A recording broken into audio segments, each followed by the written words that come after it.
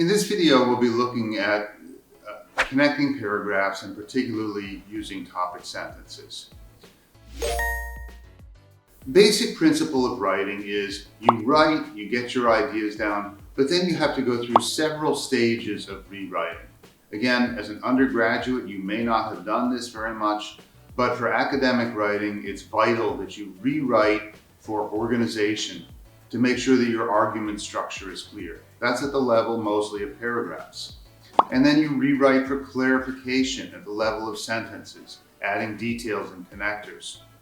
We'll look at that in the third video in this series. And then finally, after all that, is when you revise for correctness at the level of words and grammar. So English paragraphs are very specific. An English paragraph should have one main idea. And almost always in good writing, that main idea is expressed in a topic sentence. So what is a topic sentence? Usually, the topic sentence is the first sentence in the paragraph. Sometimes the second, if the first sentence gives some background information that's necessary as a transition. But that topic sentence summarizes the paragraph in some way. And it also connects them so that if you read only the topic sentences of each paragraph, you'll understand the whole basic argument. You'll understand all of the main ideas because they're brought out in summary form in those topic sentences.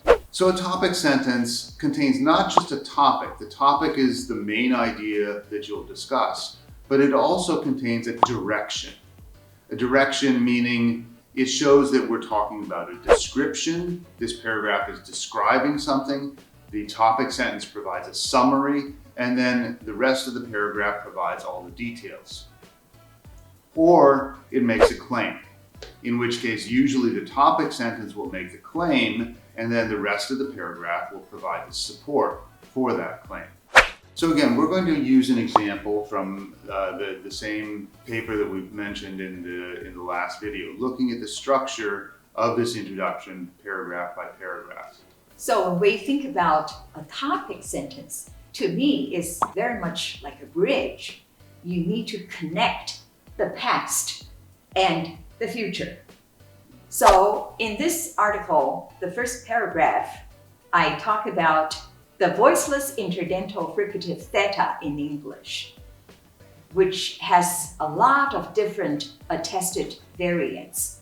So this provides the foundation for the readers to expect to see what those variants are. Right, so you provide the topic, theta, and then this is a summary of the description of all the different variants that you're going to be talking about in the course of this work. And then I go on, I talk about variation in interlanguage phonology. Wow, this is a big word, interlanguage, which refers to the language stage that's not the target yet. So it's the process of going towards the target. That's the interlanguage stage. So we want to talk about the pronunciation, the variation in pronunciation during this interlanguage stage. And so interlanguage, IL, occurs in almost every topic sentence because that's really your focus as you go through this. That's why we use abbreviation, IL, for the whole article. And so again, you have in these two topic sentences in paragraphs 2 and 3, you have variation in IL phonology and the learner's pronunciation of English, TH. And those are the topics. But then following that, you make a claim. You say that IL phonology is important. That's a claim, and you support it in the second paragraph. You can also see I start from the bigger picture, interlanguage phonology, then narrow down to one particular example, theta, the TH sound. And I want to show that this is interesting to the researchers on interlanguage phonology. So, in other words, everybody pay attention. This is something important you need to know because previous researchers were interested in it too. And then you go on in the fourth paragraph to the model. But this paragraph is a little bit different because the topic sentence is in the second sentence. The first sentence talks about background, internal and external factors. And then in the topic sentence, you say this model accounts for internal and external factors. Because before I present the important model provided by Dennis Preston and Ralph Fassold, I need to first say that there are two important factors which account for interlanguage variation. One is the linguistic or internal factors. The other is the social or external factors.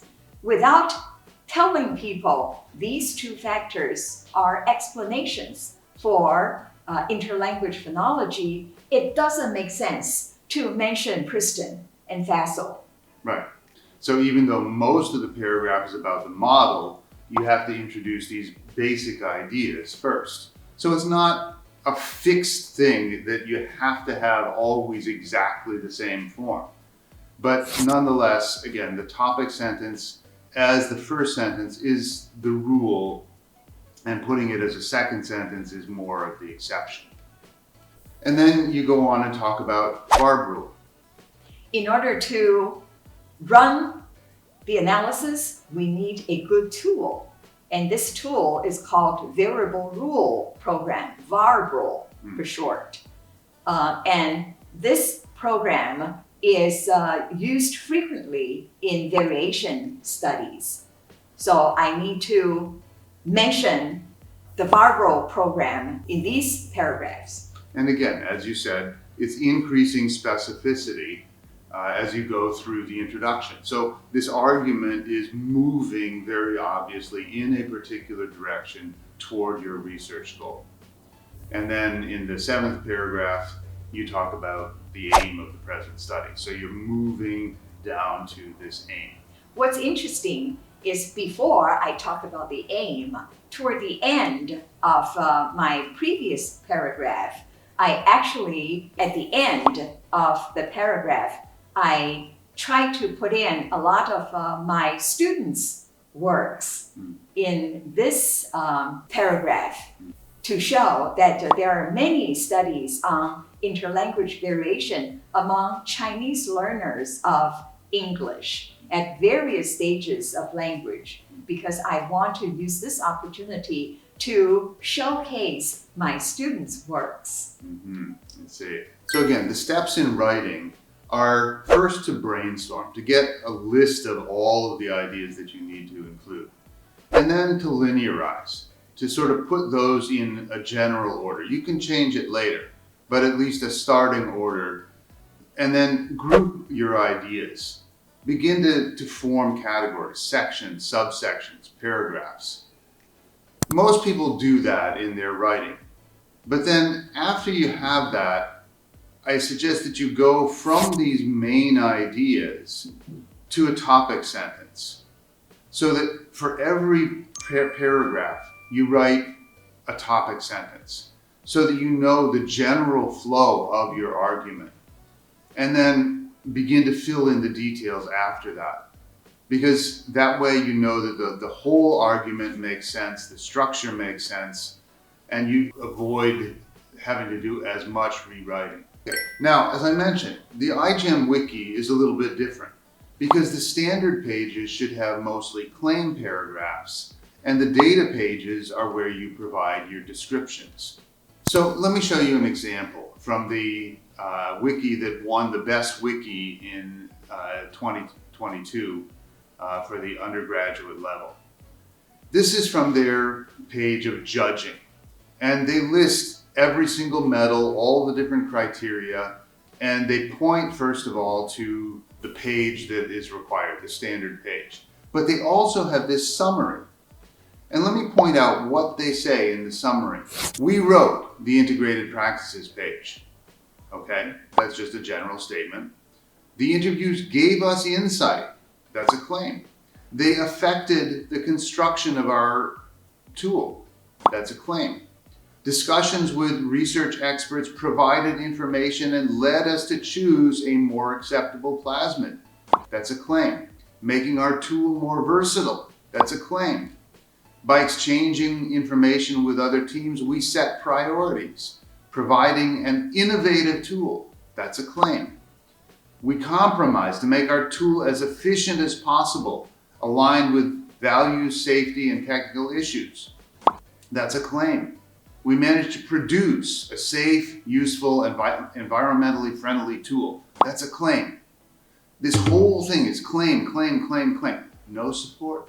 This reminds me of advertisement. Yes, very much. Right. So you give all these claims, at least. Right. But what's the evidence? And for the evidence, then you have to go to their human practices page.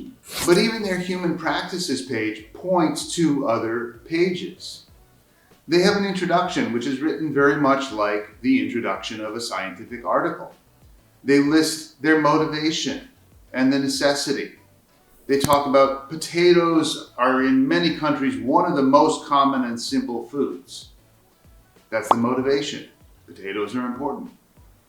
In Switzerland, the blackleg disease is the first cause of removal of the market of potato lots. That's the need. That's why it's important to Switzerland in particular. But they go on and they say research is lacking in this. There's no good solution for blackleg. And then they go on further and they talk about the interviews. This is human practice. So they talk about the interviews. And instead of citing literature, they cite the interviews. And you can see that these are hyperlinks. So they say, according to Bertrand Oulion, potato production has decreased by 20% over the last few years. That's a claim. Where is the evidence? The evidence is in that link, that hyperlink to their interview with Bertrand. Due to many constraints, producers are facing huge concerns toward productivity, as explained. I don't know how to pronounce his name. But it links to the interview that they had with this person. So again, when they get down to the results and how the human practices changed their results, they say that their operon was tested in different vectors to find the most optimized for each pathogen. And then again, they link to their experiment page. So almost all of this standard page is claims. And it links to these other data pages, their interviews, their experiments, and that's where the data, the evidence, the reasoning supporting these claims are found. And that's why they won the gold medal. Exactly.